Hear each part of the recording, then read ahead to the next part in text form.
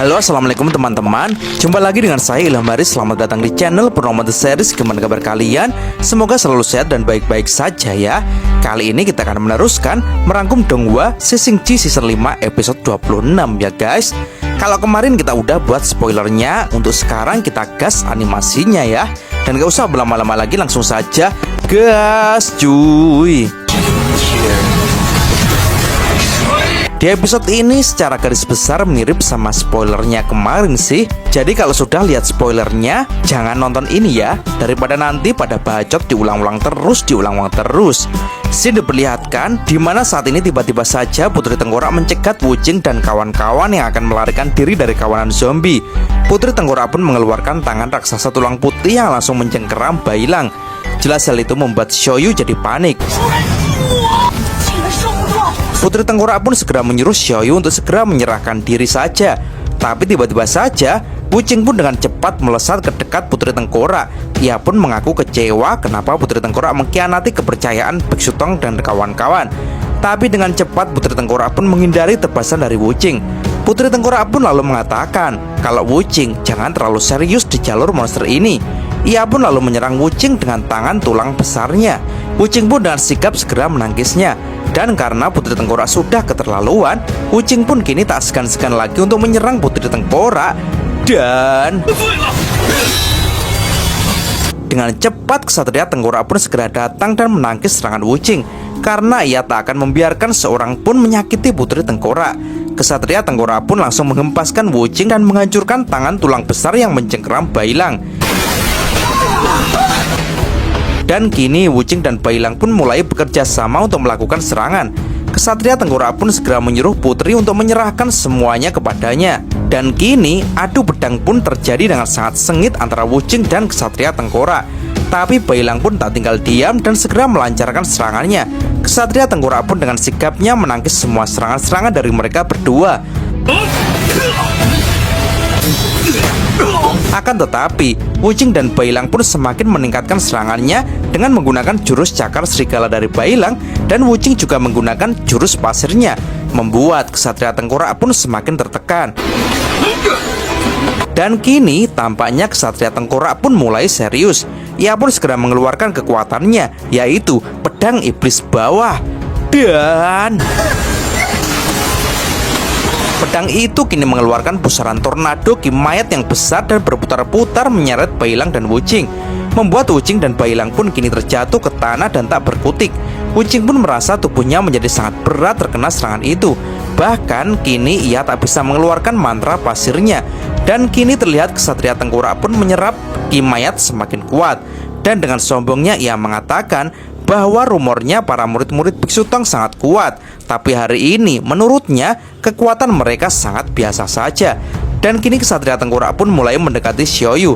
Ia pun sekarang merasa leluasa untuk membawa Xiaoyu ke Kaisar Tengkorak. Jelas saja hal itu membuat Xiaoyu sangat ketakutan dan segera berlari ke arah Patkai untuk meminta tolong. Tapi tak disangka, Patkai kini telah berubah menjadi zombie dan malah akan menyerang Xiaoyu. Begitu juga dengan Yihu yang saat ini juga berubah menjadi zombie dan akan menyerang Xiaoyu. Xiaoyu pun kini benar-benar tak bisa berkutik lagi. Ksatria Tengkorak pun segera menangkap Xiaoyu. Melihat hal itu, prajurit batu kecil pun tak terima. Ia pun segera mencoba menyerang Ksatria Tengkorak. Tapi jelas dengan mudahnya Ksatria Tengkorak melemparkan prajurit batu kecil. Prajurit batu kecil pun terlempar mengenai Patkai, dan ia pun lalu jatuh dan tertusuk oleh tombaknya sendiri. Dan kini semuanya pun hanya bisa melihat Xiaoyu diseret oleh Ksatria Tengkorak untuk dibawa ke Kaisar Tengkorak, karena mereka semua sudah terluka dan tak bisa berbuat apapun lagi. Dan kini Putri Tengkorak pun terlihat mengeluarkan kekuatan di tangannya. Dan tiba-tiba saja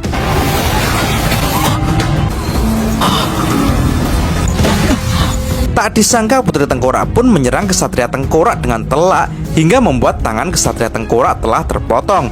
Jelas saja hal itu membuat Ksatria Tengkorak sangat syok mengapa Putri Tengkorak melakukan hal itu. Putri Tengkorak pun hanya menjawab singkat kalau ia merasa kasihan.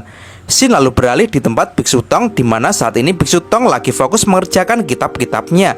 Sedangkan Wukong pun dengan santainya mencoba mengajak ngobrol Biksu Tong sambil sesekali menggoda gurunya tentang Putri Tengkorak yang sangat perhatian kepada gurunya itu.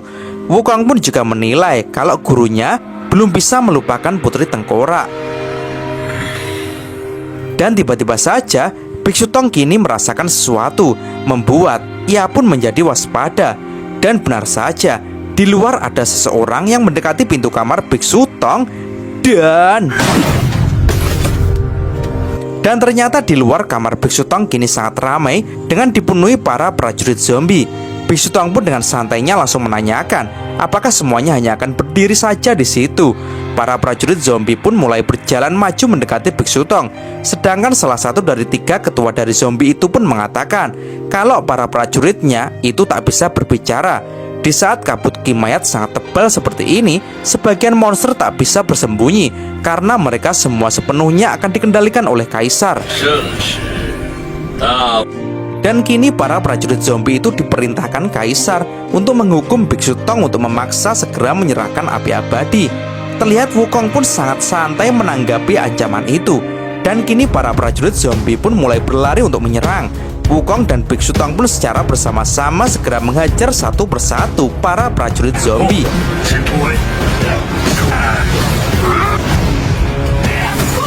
Biksu Tong pun segera menyuruh Wukong untuk segera menerobos maju untuk menemukan jalan untuk bersama kembali dengan Xiaoyu. Wukong pun dengan cepat memukuli prajurit zombie. Ia pun lanjut melompat dan meledakkan para kumpulan prajurit zombie itu. Sementara kini, Biksu Tong pun diserang oleh jenderal dari prajurit zombie. Dengan gesitnya, Biksu Tong pun menghindari tebasan-tebasan itu. Hingga akhirnya di saat ada celah, Biksu Tong pun memberikan pukulan tinju kegelapan yang dengan brutalnya menghajar jenderal itu. Tapi tak disangka, para prajurit yang telah tumbang pun mulai bangkit kembali dan menjadi semakin kuat. Itu adalah akibat dari energi mayat yang saat ini berada di puncak. Dan bahkan pukulan Biksu Tong pun kini tak mampu menjatuhkan prajurit zombie, sehingga Biksu Tong pun malah kewalahan dan terjerat oleh mereka. Wukong pun tak tinggal diam. Ia pun segera meningkatkan serangannya yang dengan cepat menghajar para prajurit zombie. Ia pun juga dengan cepat memukul zombie yang akan menyerang Biksu Tong. Wukong pun kini segera membawa pergi Biksu Tong dan menghalau para prajurit zombie yang menghadangnya. Wukong pun lalu melompat dan segera mengamankan Biksu Tong ke dalam kamar tempat istirahat sebelumnya. Wukong pun segera mengunci pintunya agar para zombie itu tak bisa masuk.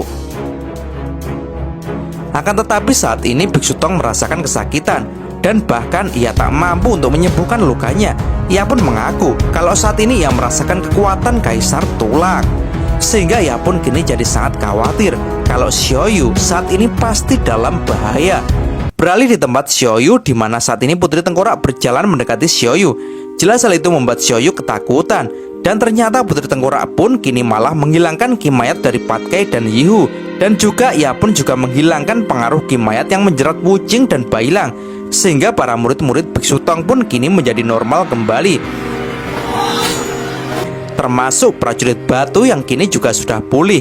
Dan tak disangka lagi, Putri Tengkorak pun kini malah meminta maaf kepada semuanya karena telah membuat mereka menjadi ketakutan. Ia pun lalu mengeluarkan kekuatannya yang dengan cepat membuat para zombie pun menjadi lunak dan mundur. Perbuatan putri tersebut jelas mengejutkan Xiaoyu dan kawan-kawan. Putri Tengkorak pun lalu menjelaskan kalau ayahnya, yaitu Sang Kaisar Tengkorak, saat ini sangat menginginkan api abadi.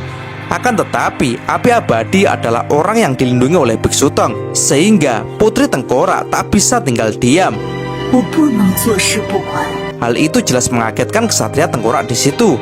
Ia pun tiba-tiba saja menahan kaki Putri dan mengingatkan kalau pastinya tak akan ada yang lolos dari pengawasan Kaisar Tengkorak. Dan ternyata saat ini Putri Tengkorak pun mengaku kalau ia telah memotong kimayatnya untuk bersembunyi sementara waktu. Hal itu membuat kesatria Tengkorak pun jadi sangat kaget dan khawatir karena Putri Tengkorak bisa mati jika melakukan hal ini. Apalagi semua ini hanya untuk Biksu Tong. Kesatria Tengkorak pun jadi heran apakah Putri masih mencintai Biksu Tong. Dan benar saja, Putri Tengkorak pun mengaku kalau Biksu Tong lah yang membuatnya mengerti bahwa hidup itu sangatlah berharga. Putri Tengkorak juga mengaku kalau ia tak ingin hidup seperti Tengkorak yang tak berarti. Sedangkan buat dirinya, cinta adalah suatu kemewahan. Dan tampaknya perkataan itu membuat sang kesatria tengkorak jadi patah hati, guys. Xiaoyu pun juga mengajak agar Putri Tengkorak ikut dengan rombongannya saja dan pergi meninggalkan kerajaan Tengkorak Putih. Akan tetapi Putri Tengkorak pun menolaknya karena ia hanya ingin tinggal di sini, di tempat di mana ia lahir, dan ia pun juga siap jika akan dikubur di sini. Dan kini Putri Tengkorak pun segera mengajak semuanya untuk pergi mencari Biksu Tong berada. Sedangkan kesatria Tengkorak pun tak menyerah dan berusaha untuk berjalan mengikuti Putri. Hal itu membuat Bailang pun jadi kasihan.